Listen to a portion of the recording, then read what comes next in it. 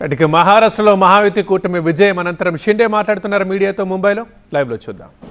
आणि जे निर्णय आम्ही घेतले ते निर्णय आतापर्यंतच्या इतिहासामध्ये न भूतो न भविष्य ते असे होते. म्हणजे एकीकडे विकास केला आम्ही, डेव्हलपमेंट म्हणजे जे 2.5 वर्षात महाविकास आघाडी सरकारने जी काही कामं बंद पाडली होती, स्पीड ब्रेकर टाकले होते, सगळी कामं थांबवली होती.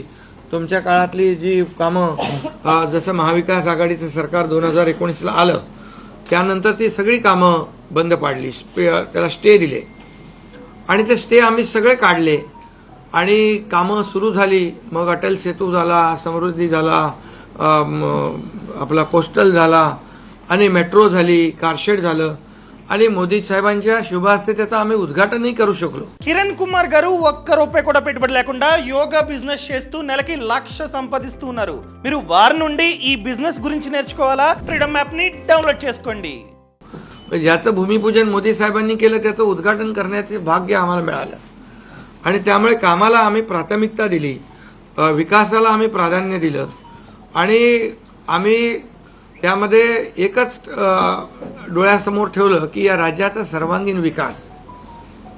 आणि राज्याचा सर्वांगीण विकास करत असताना सर्व घटकांना आम्ही समोर ठेवलं आणि पाहिलं की जे 2.5 वर्षामध्ये जी कामं त्यांनी थांबवलेली आणि 2.5 वर्ष त्यांनी जे सगळं बंद पाडलं होतं ते किती वेगाने आम्ही सुरू करू शकलो याचं समाधान आणि आनंद आम्हाला आहे.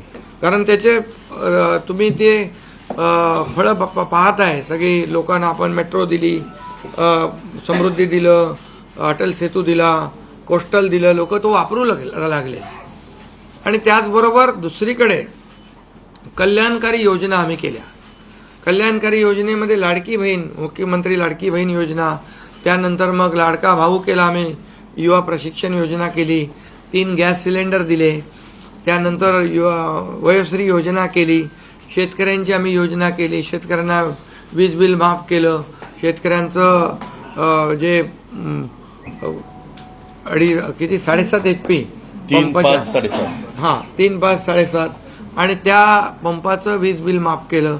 शेतकऱ्यांना आम्ही 2.5 वर्षामध्ये, 2.25 वर्षामध्ये आतापर्यंतच्या इतिहासामध्ये जेवढा मोबदला दिला नव्हता 15,000 कोटी रुपये तो दिला.